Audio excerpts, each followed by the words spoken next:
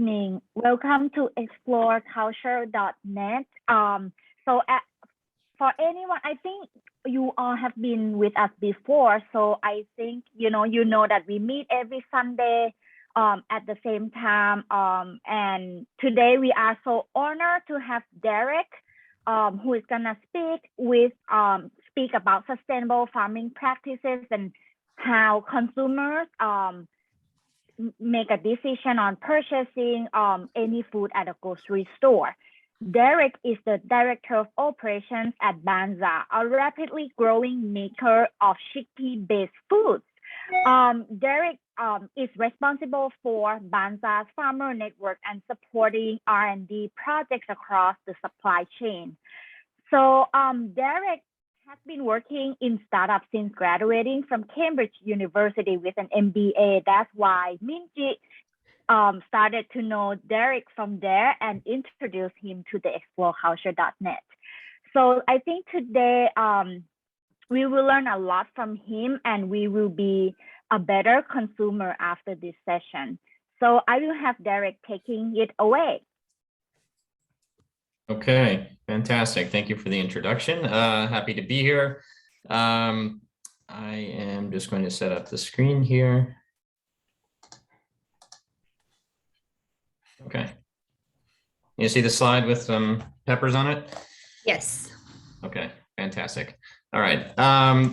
Okay, so as Ploy mentioned, I've been working in the food industry for about 6 years at a startup company called Banza. So we make a chickpea pasta, which has proven to be widely popular in the US, kind of the convergence of vegan friendly meals, high protein, and like gluten-free as well. So our kind of expertise is understanding the consumer and what consumers want in terms of marketing. And we also have now we have some pretty sizable reach into what's happening on farm acres in the United States, specifically with our chickpea sourcing. So kind of what I've been living for the past 6 years is this like curation of farm acres to like modern consumer preferences. So that's kind of my expertise. We're going to touch on like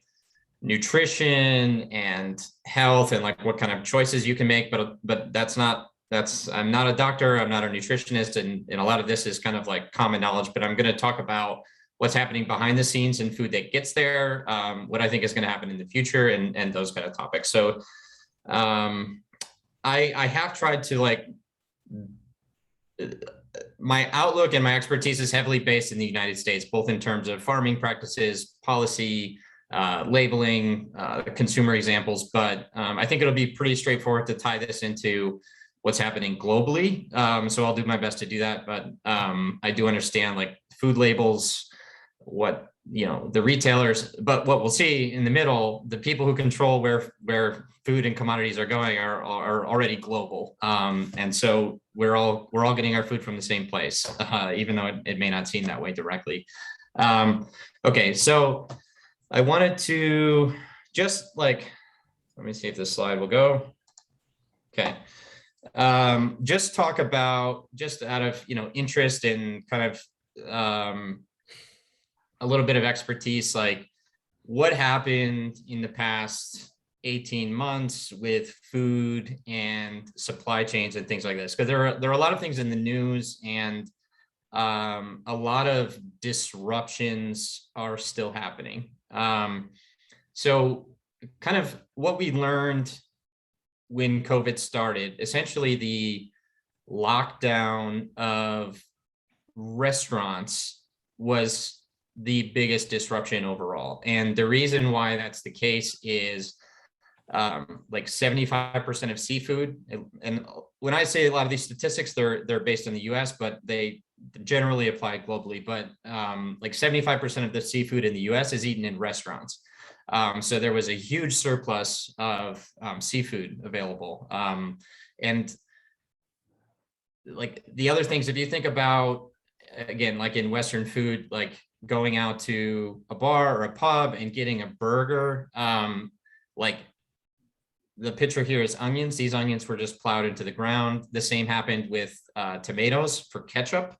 And the reason why this happened is it's like the harvests are designed around what the market generally does. So like all of in the US, harvest goes from south to north. So in the fall, which is now, we're harvesting northern crops in cooler climates. But in the spring, in March in particular, a lot of the US food comes from Florida, from Mexico, from South and Central America. So all of those tomatoes that people weren't going to buy in the pubs for ketchup were just plowed underground, because there was essentially no way to redirect millions of pounds of produce within 10 days when they would go. So there was a lot of press related to, food being wasted, food being plowed under, those kind of things. But it really exposed the dual paths of food into food service, which is restaurants and cafeterias, and even like schools and prisons, things like that, versus the retail store where the consumer is buying at the shop and cooking at home. Just a couple other things, like the photo on the right of the ports, that's actually from this week. So the port of Long Beach, which is one of the largest ports in the United States, is backed up for weeks and weeks. So any food generally from South America or Asia or Australia that's imported into the US is being held up in these ports. So like for us in my role, like we pull in tapioca. That tapioca comes from Thailand, so that's all backed up. And there's a lot of products that come from China as well, so those are all backed up. So we're still living this today, where disruptions are tremendous. The other interesting thing that's happening is related to paper products. So paper mills operate generally like utilities, like they're big expensive factories, and they're operating like really high utilization. No one's building a new paper mill because it's not high profit, but we saw a huge transition to e-commerce during COVID. So that trend is continuing, where e-commerce has grown, but additionally manufacturing requires a lot of paper too. So there's essentially a near worldwide shortage of just paper products, which is like your cardboard Amazon box or the box that your pasta comes in at the store, those kind of things. So those are still ongoing even today, and the shipping is expected to continue for like 6 months. Like they're near record highs. So when people talk about like the inflationary pressure on food, it's a lot of it actually ties into like just these like global disruptions of things being in the wrong place, and like this like rebalancing. So it's like the hard stop of the lockdown actually was extremely disruptive to a lot of like the general flow of commerce, and that's kind of what we're still seeing today. Okay, so I just wanted to like frame it around like when we talk about farming, what are we talking about? So does anyone want to take a guess on what these are? So upper left is some bushes. Anyone want to guess what those are? So if you know these answers, type in the chat box.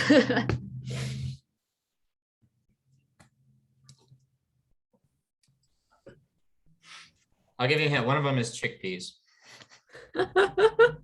So I can talk about that one. It's in the lower left. So these are some chickpeas. This is in Montana. So this is kind of something that we do regularly, which is like we grew 2 varieties of chickpeas in the same field right next to each other. And you can see on the right, it's a little greener, plants are a little better. So that variety in this field grew a little better. So this is something that I do day to day.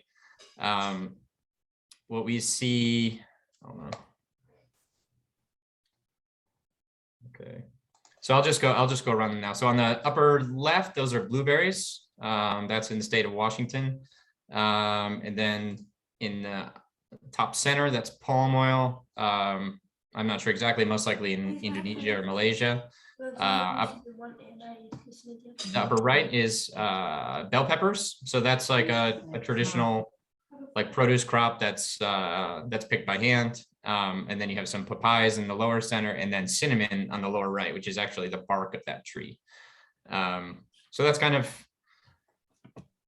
just I just wanted to like highlight like what it looks like, where things come from in terms of the farm.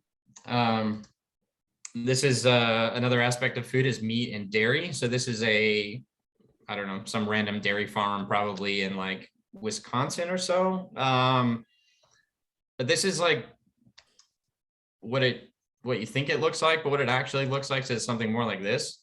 So this is a farm that I've actually toured. It supplies Chobani yogurt in the United States, but it would be very similar to what you might see at Dannon or just any like global yogurt company. So each one of these like little squares it's just like a shade cover for the cattle. And then their life is just in that little patch. So they go from that patch to the milking barn and back. So they don't get to do any sort of stuff like this. They just live here.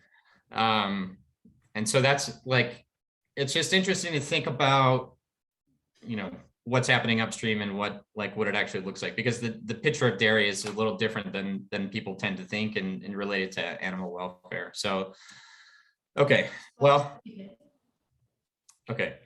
So, what are we supposed to do? How are we supposed to eat? And what are some ways to think about that?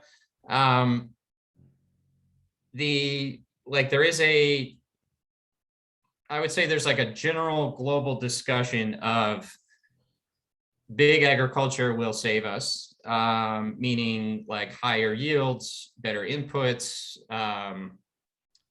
like the genetic modification of crops, the breeding of crops. Like we can solve feeding the world with technology. And for the most part, since 1960s, that's actually worked really well.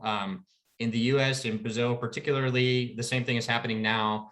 In India, but on the other side of this discussion, you have you should buy seasonal food, you should buy local food, and like it puts a lot of the decisions and burden back onto the consumer. So, like the answer is that both of those things are probably necessary. We need to have local like food utilities where like areas can support themselves, but also unless you want to eat, like in the United States, unless you want to eat potatoes from December to June, like you might want to have some other like avenues of food. So 70% of this is a global statistic, 70% of food that ends up on your plate crossed at least one border. So food is moving quite a bit. So anyways, that's kind of just like a basic intro. Food is a really complicated like idea, because on one level you have the individual. So what are your choices? What are you doing? And also like what's in your community. So what food is immediately available to you? What is at the store? What is at the market? And this obviously varies widely globally. And related to that is kind of the behind the scenes of like, what is the policy? So in the US, it's something like 60 or 70% of crops grown in the US are feed for animals. So corn and soy, just to feed animals. And a lot of that is actually exported as well. So like the Chinese, this was a huge part of the like trade wars, was like, is China going to buy US corn or soy? And so the US government is heavily subsidizing corn and soy for global sales of animal feed, for example. And that relates to, like, I put the economic system here, like US market is, public companies driven by profit. So their aims are to make as much money as possible. And I'll give an example of Kraft Heinz, which is a US company, a little bit. And some of the, I put this here, just like when we think about the future of food, what role do we have in these decisions, and like what things will be inevitable is how I'm putting it. So like Walmart is implementing a blockchain food safety system with IBM, and they claim that they can trace the source of like their produce in less than 2 seconds. So Previously, that would take a couple weeks maybe, where you're just going paperwork and suppliers. Now they're digitalizing this. So this is one for food safety, and two, like Walmart, Kroger, Costco, these are, well, Walmart's obviously global, Amazon is also global, but like food loss to them is profit loss. So they're going to optimize their systems to reduce their own food loss to maintain their own profits. We've also seen a tremendous amount of consolidation. Just some examples, like there was a large chemical company in the US called Monsanto that was bought by Bayer, which is a German company. Smithfield, which is the largest US meat producer, was bought by a Chinese company. And then the largest Chinese takeover, at least in 2017, was Syngenta, which was a Swiss seed and chemical company. So you're seeing these, and they sell, like all of those sell globally. So you're seeing these like massive consolidations of these huge chemical and seed companies all throughout the world. So those are kind of things that are happening all the time. So it's impossible to talk about the future of food without talking about the impact of climate. If you've never heard of Project Drawdown, it's a pretty interesting like research organization. They released a book, and it's kind of like highlights what are the biggest impacts to climate change of anything we can do, what are the best. And I think like 20 of the 80 are all related to food. I put some in the appendix. If anyone wants to look at those later, we can go through them, but I highlighted the ones here that relate to specifically like what we can do, or like what an individual might have an impact on. So as I talked about food waste in Walmart, and so we talked about food waste a little bit on the farm. In the US, at least, there's a tremendous amount of food waste in the home. So 35% of food in high income economies is thrown out by consumers. In low income economies, a very different story. I think it's like less than 10%. But so like thinking about food waste in your house is actually a big deal. Thinking about, putting your compost back into a landfill is a pretty big deal related to climate. Plant-rich diet, we're going to talk about that quite a bit later. Composting is on the list here. And you can see there the difference between like the US standard and the EU standard. So the EU is, I would say, multiple years ahead of the US in terms of environmental policy and environmental consumer awareness. So the EU is, in terms of like global standards of environmentalism in food, the EU is pretty much the best that we have at the moment. I can talk a little bit about regenerative agriculture. This is something that we're working on every day. And I'll get into this a little bit when I talk about food labels and organic as well. But so regenerative, I would say, like stepping back and looking at farming historically, it's been a very extractive process where we're pulling nutrients from the soil, and then when land, goes sour, we just move on to the next and the next. And this happened like in the Middle East on the cradle of civilization is now a desert, which was some part due to like over watering. I'm not an expert here, so I'm losing my train, but in the US, at least, like we started on the East Coast, in the 1700s. And then as the soil depleted, we just kept moving west, all the way to California. So now like 60 to 80% of any given type of produce comes from the various California valleys. So it's really the largest between California and the Midwest. That's like where we're getting our food from. And there are signs of depleted water. There are signs of depleted soil. So regenerative agriculture is meant to add to the longevity of those areas in a way that the farming is sustainable. So this one we can talk about at length if we want to, but the like disruption of the soil. So for example, if you wanted to put in wheat in a very traditional way, you would just plow the wheat, flip the soil over, plow the ground, flip the soil over, put your seeds in and cover it back up. So that disruption of the local ecosystem when you till is extremely disruptive to like the microbiome of the soil, and also it releases like carbon that was stored in the soil as well. So regenerative agriculture can capture carbon, rebuild soil health, and reduce farm inputs. So if your soil is healthy and you have a good crop rotation, you don't actually need as much fertilizer. And fertilizer production, fertilizer waste, that's a huge problem as well. So just some thoughts on climate there. So I wanted to highlight a little bit about, so this is an example from Kraft Heinz, which is one of the largest US based food companies. And so this is from their investor deck about how they're going to make more money next year, essentially. So you can see like taste elevation. That's a lot of that is just like chemical work in flavors to make food taste better. You'll see like easy, fast, snacking. The trends in CPG are like easy to access, easy to eat, no prep, limited prep kind of food. So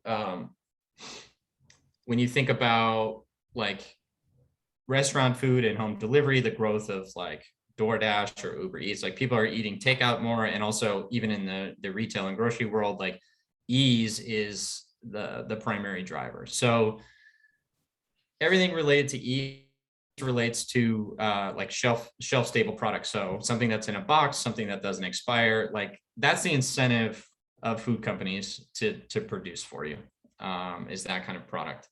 So what I wanted to, oh, sorry, am I not looking at the chats, or are those old? Okay. Okay, those are old. Sorry, now I have the chats. I didn't have the chats before. Oh yeah, thank you, Foy. I appreciate that. So yeah, CPG is like what we call food in a box. It's like, it's made for you to buy. And it's not anything that's like a vegetable or like loose. That would be called like produce or perishables. Okay, so what's happening behind the scenes? Let's look at that between the farm and the table. Essentially, it breaks down at these 4 areas, and I'll get into each of them here, but this is just kind of an intro. Let's see. So maybe I'll talk about these a little bit. So in this like grain trader, there are 4 companies, ADM, Bunge, Cargill, Louis Dreyfus, that control 70% of the global trade of grains. So what they do, well, I'll get into this on the slide. I want to, let's see. Any other fun facts here? No, I'll just get into it. Okay, so this, when we talk about the input providers, it's primarily seeds and chemicals. This is a phosphate mine in Florida. So phosphate is one of the 3 major ingredients in fertilizer. The other 2 are nitrogen and potassium. So how to phrase this, like when a plant grows, it requires these 3 nutrients to grow. It also requires 1,000 other things that we necessarily don't put in the soil that relates to like the nutrition of the plant. So that, as I mentioned before, like when we talk about like extractive processes, like you have to have this giant mine and processing plant and wastewater to get the ingredients into fertilizer. So these will all be like combined and then sold to farmers. So this is the input providers. The next step is grain traders.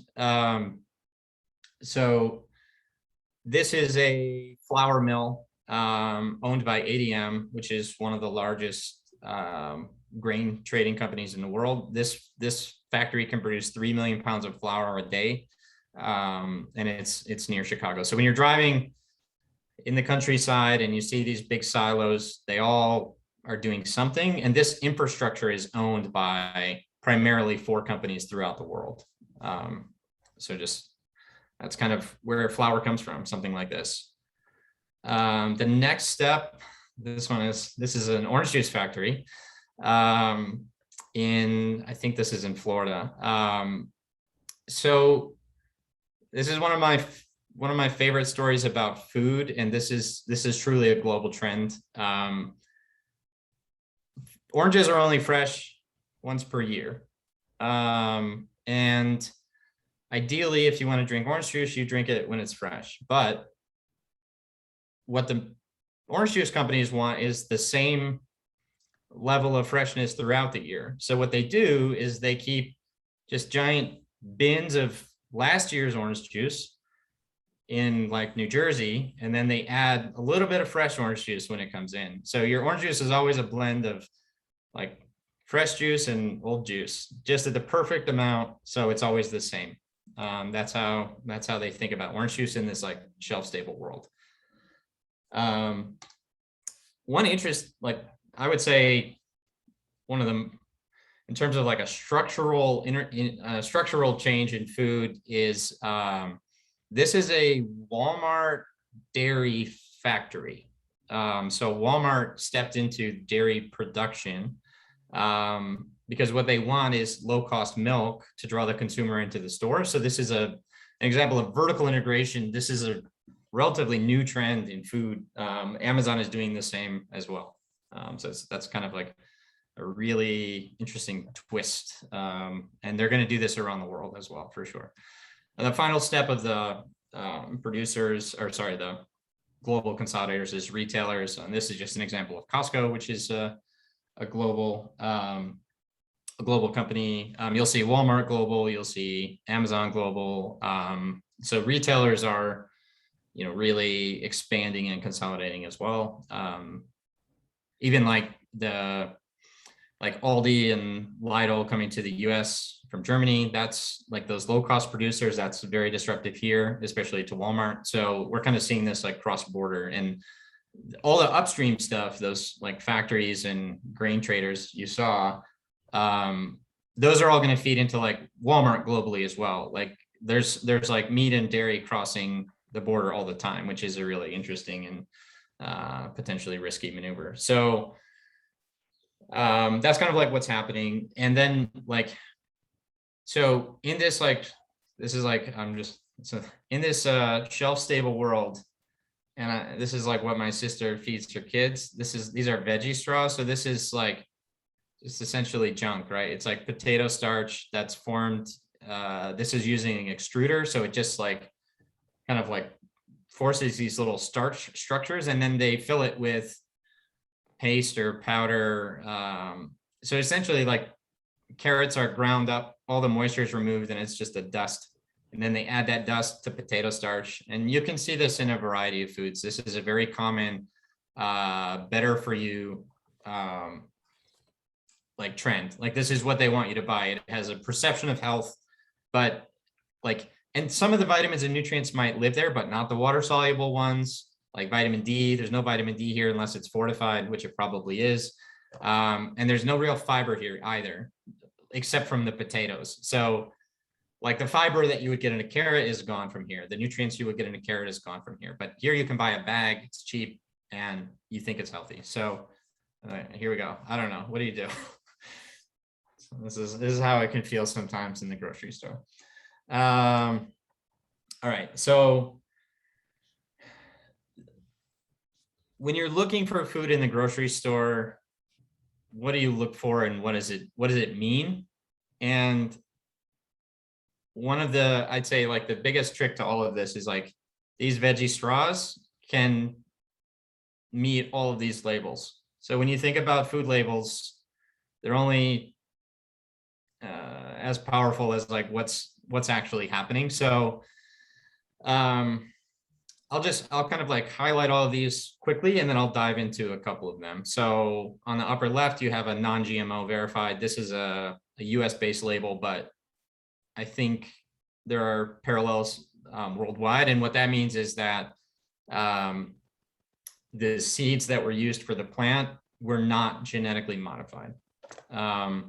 And similar in dairy, like the animals, like a non-GMO dairy cow never ate GMO corn or soy.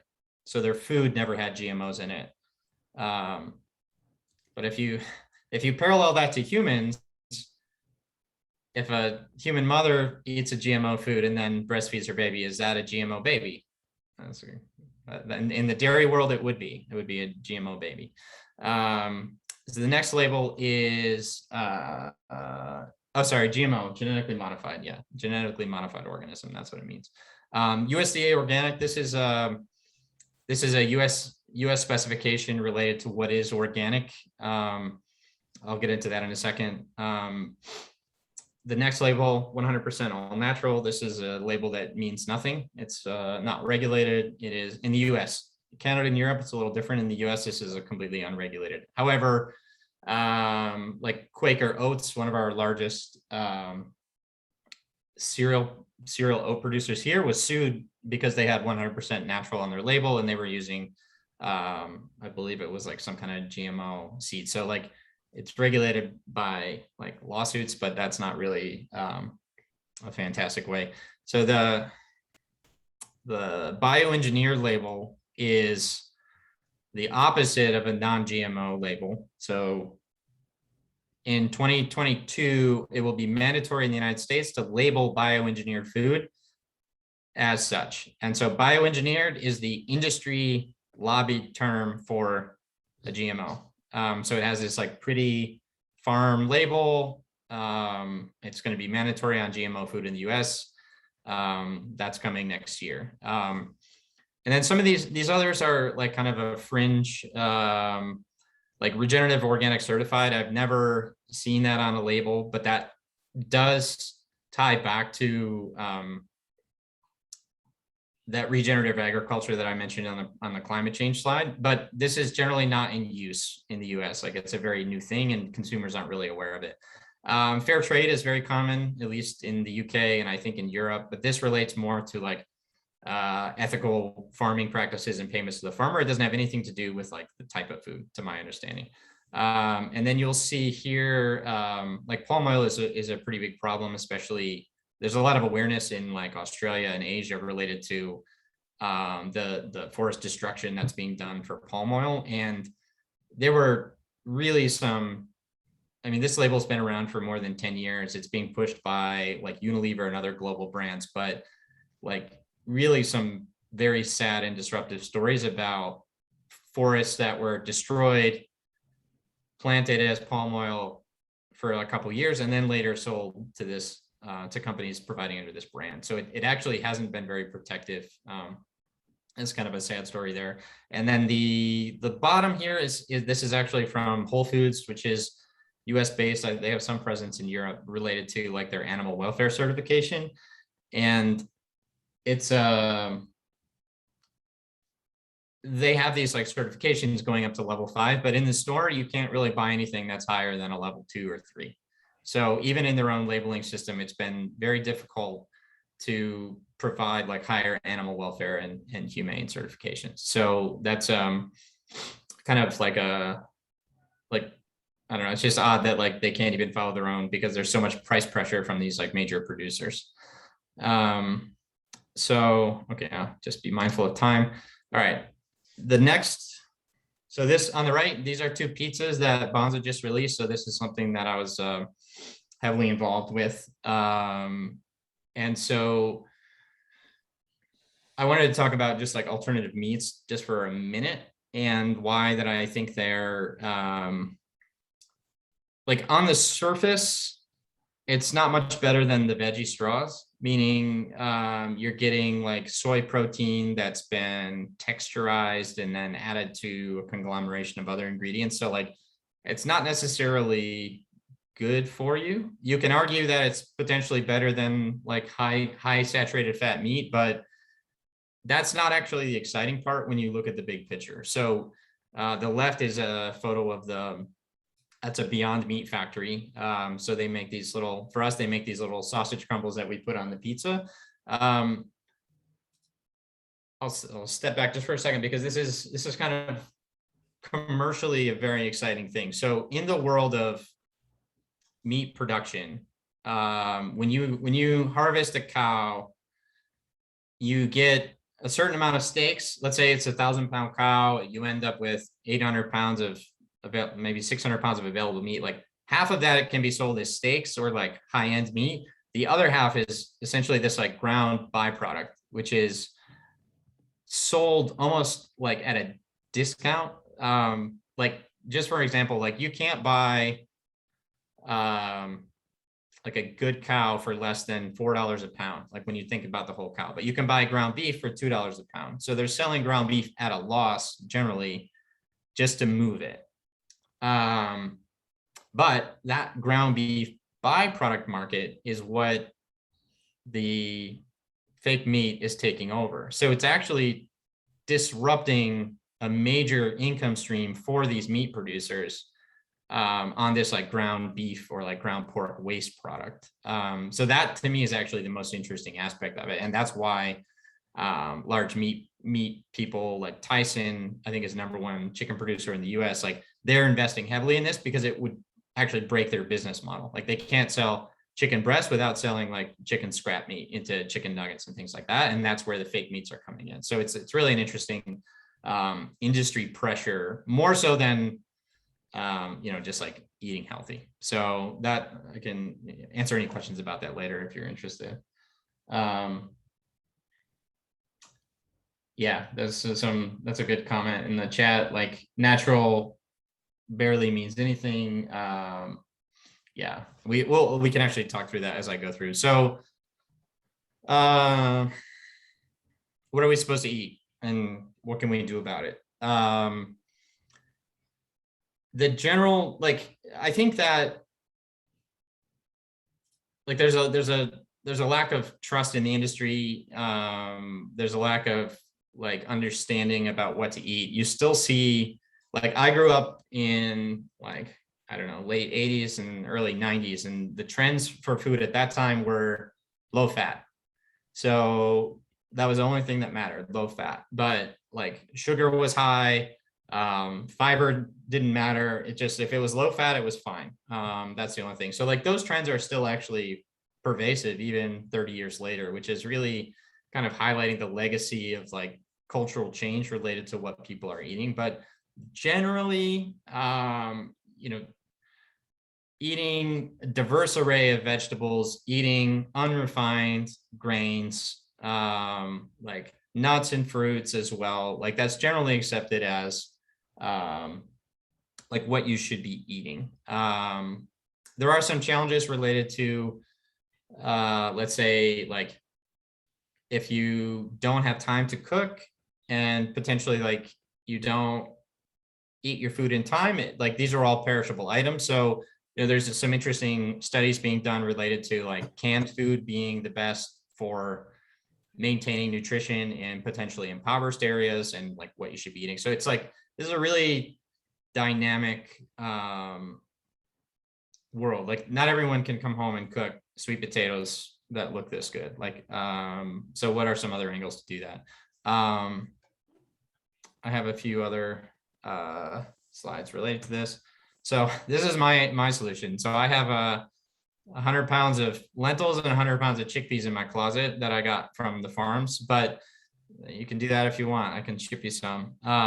But like the way that I do it just for like ease is I create like a really big, like legume based meal, usually like a soup or a stew. And then, so that'll provide you just like this bulk of protein and nutrition and especially fiber. And that for me is a very easy way to do it. And like I eat like oatmeal is super easy with like frozen berries and like, easy stir-fried vegetables. Like everything I do is like trying to optimize for like ease of cooking and nutrition and also fiber. So I make like these like smoothies every week and I just freeze half of them, put them in the fridge, those kind of things. So like the way that I do it is like this bulk approach. You can, do it however you want, but like if I'm buying a vegetable, so this is kind of like getting back to like, should you buy organic or not? Like organic food is really just as industrial as conventional food. Like they still like organic food actually is a little harder to grow because you can't apply like herbicides. Like you can't apply weed killer to organic food. So you have to like really turn up the soil so that your organic spinach can get a chance to grow. Oh, I think the one thing I didn't mention on GMOs that I think is worth, let me,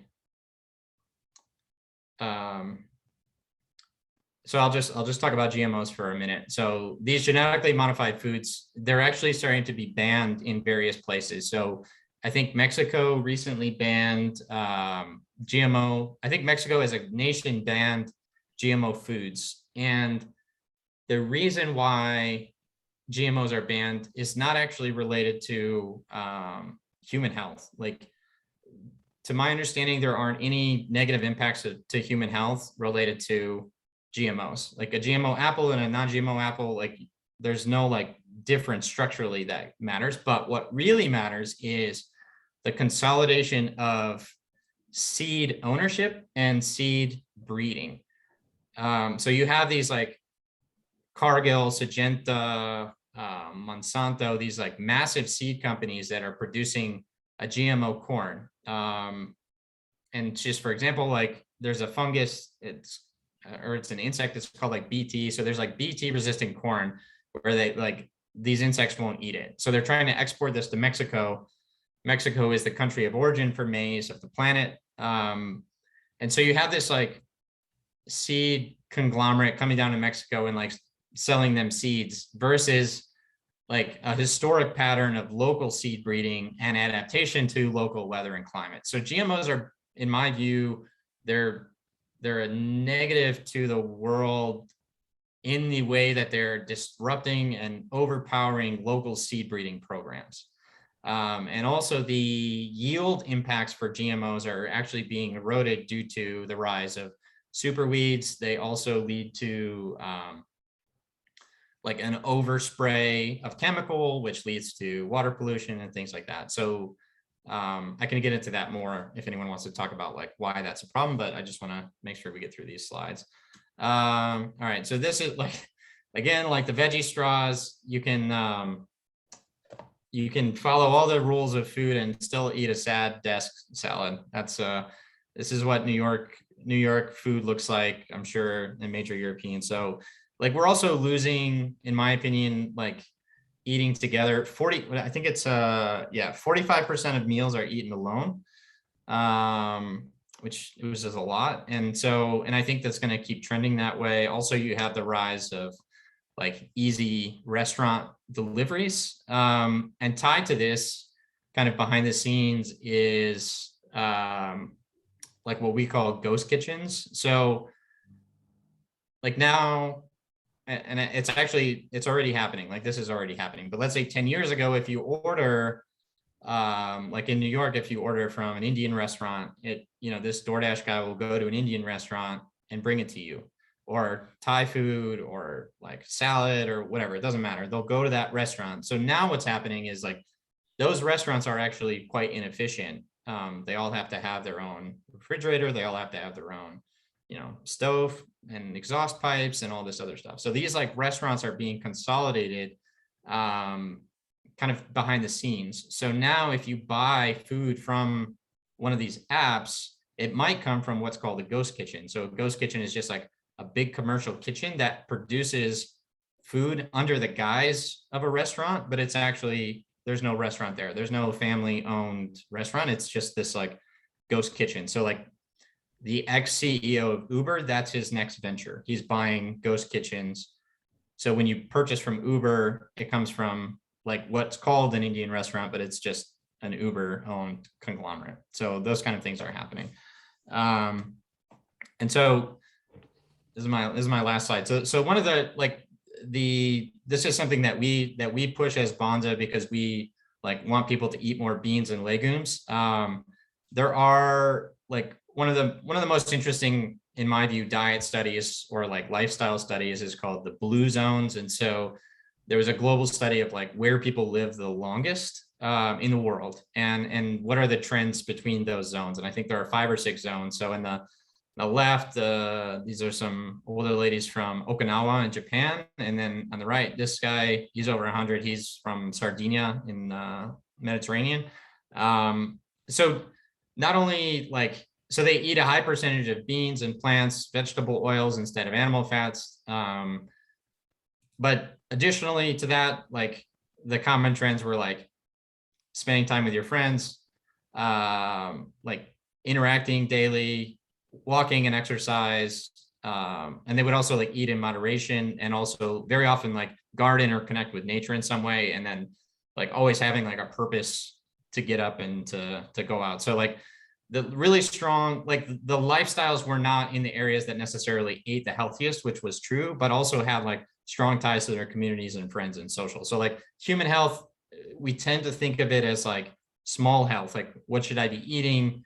What are my choices? But like big health, like how we interact and how society interacts, also has a huge impact. So that was my last slide.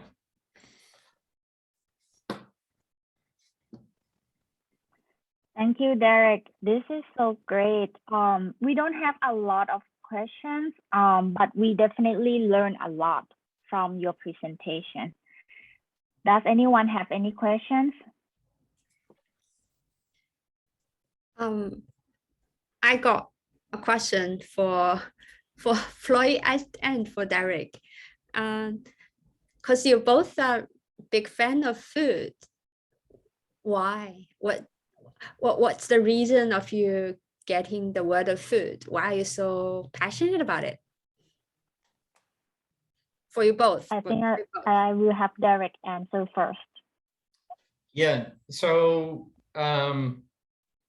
like the reason that I'm excited about food is like it doesn't, like, I know we talked through like these technological trends of consolidation, but food is also like the easiest way to make something new, right? Like I can't make an airplane or an automobile or whatever, but I could actually, garden in my backyard. So like, I do think there are like, we can kind of, all these like big consolidation things, I think that we can kind of break them if we want to. So like how to do that and how to do that well is something that I think is very exciting. And then related, this was probably 10 years ago, but if 1/3 of Americans are overweight or obese, and the average loss, so that's like 100 million people, and the average loss of life to someone who has those kind of health conditions is like about 10 years. So like 1 billion years of human life being lost just in the United States to poor health.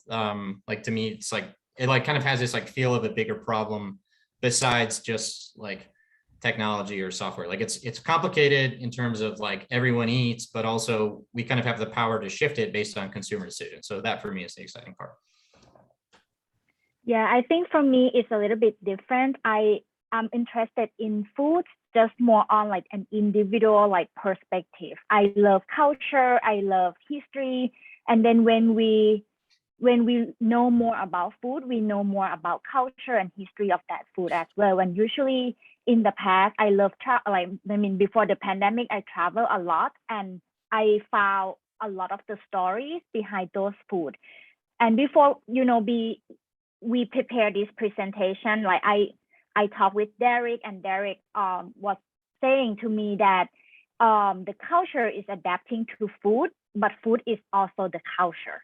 He actually said that to me, and I'm like, yes, that's so true, because I think it's almost in one, and that's why I love food and I love cooking, because I think cooking opens a lot of creativity.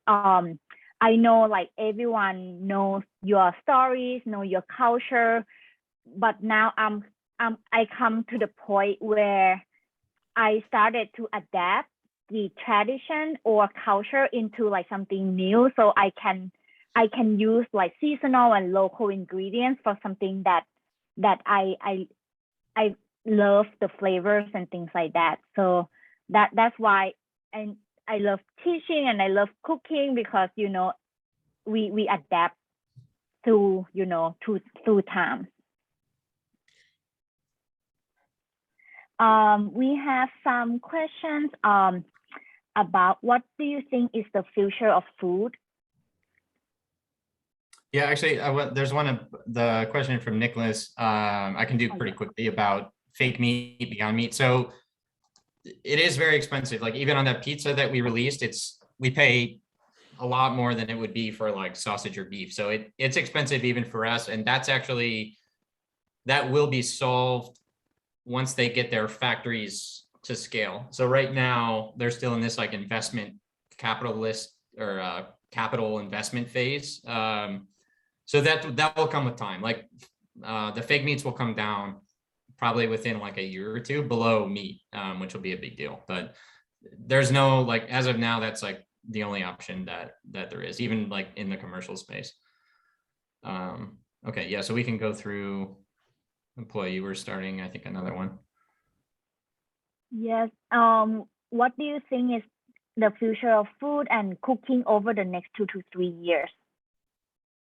Okay, optimistic and pessimistic. Okay, so I think the pessimistic version is that like ready to eat snacking individual smartphone trend will be the norm, and then the same related to like the ghost kitchen delivery. So like a disconnect between bringing people together and just like you lose contact with anything. But so the optimistic way, and this is something that I've been trying to develop into like an economic feasibility study, but like in the US there are a few like really interesting, like they're called like local food utilities. So like there's in Michigan where I'm from, there's a store that has a like farmer, I can't remember the term, but like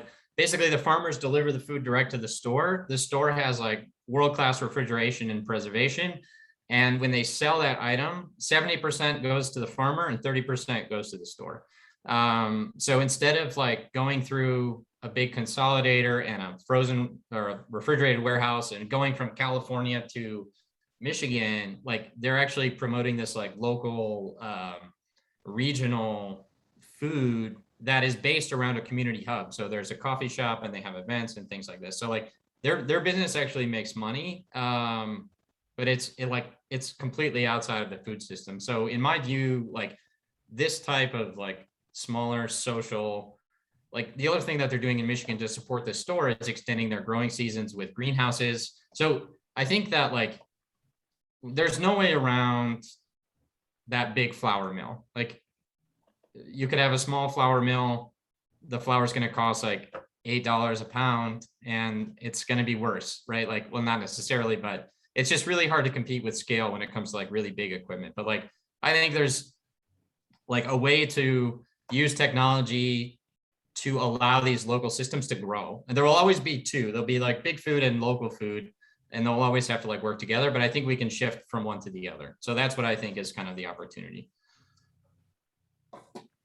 That's great.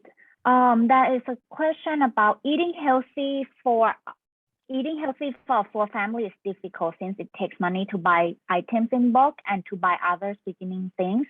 Do you have any thoughts on how we can help make more sustainable agriculture food accessible to more income levels? Yeah, that's a good question. Like I mean, I know, like you can buy like if as I mentioned before, like one of the larger problems is not necessarily accessibility of produce, but it's the cost of produce, because there's not a lot of like turnover. So if you go to a small grocery store in an impoverished area, like the food is usually more expensive and worse. But like you can, like items like that are shelf stable with low ingredients, like pasta, or like even like 2 pounds of beans is like $1.50, $2. Like you can actually, like I mean, this is my answer to everything. Like I would eat more beans. Like if you like beans, lentils, they're like a great source of protein and fiber, and they're also dry, shelf stable, and you can just boil them up and make like a big soup with it. So, but that's not my area of expertise. There's a whole world of people trying to solve that problem from also a policy standpoint. So yeah, that's my answer. Yeah, I think if we buy whole foods, like foods in whole, that is not processed food, I always think that it's always cheaper than buying processed food because we don't need to pay for labor. But yes, that's like, good. Yeah, like I mean, beans, rice, corn, Yeah. potatoes. Those are whole foods that you can that'll hold up for a while. So those usually are a good option. Yes, rather than buy like processed frozen meals or processed meals that you need to pay like much more and get just only 1 or 2 meals. But if you buy just like ingredients and you cook them by yourself, you will get more meals out of that. Yeah, and it's we not. have, Oh, I was Go just like ahead, if sorry. you think about like areas that like the big food systems haven't come to yet. Like if you're in Malaysia and you buy like a bowl of rice on the street with some veggies and like just a little meat, like that's pretty affordable too, typically. So like it's okay to buy food if you can find a way to do it affordably, if you need that time back. Like usually it's this like time, freshness, juggling your family scenario. So it's a lot about just like speed. So like I would be supportive of like canned food and like healthy takeout that's affordable. Like there's other ways to approach it. Like you don't necessarily have to invest all the time in cooking yourself. I think that's like people end up going down that route and it's very challenging. yes. So it looks like the US and maybe other areas of the world are heading for an ecological and agricultural apocalypse. Is this a realistic or overly pessimistic view of our new medium-term future? We have good questions today. I think it's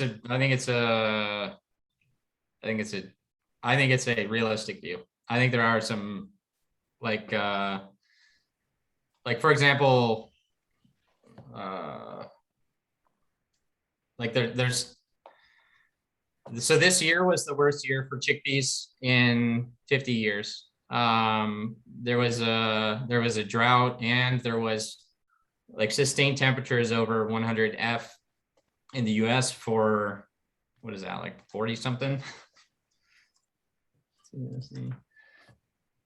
38. So it was over 38 C for like 3 weeks here in Montana. And the chickpeas were like this big, the plants. Usually they're big. So like these kind of like heat waves and droughts, and we saw this, the opposite is like floods in the Midwest. We saw that 3 years ago. So like soil fertility and water and weather are all very big problems. I think the food system is pretty robust because we have this like if I can't get chickpeas in Montana, I can buy them from Argentina, Australia, India, Russia, Turkey, and they all just come across on the boat. So the global food system actually has allowed for this diversity, but I do think regional like weather and like soil challenges are an actual very real problem.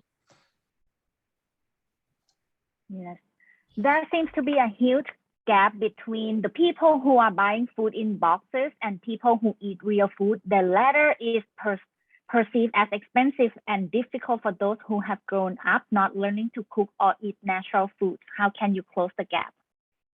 Just learn how to cook. Take price class with me.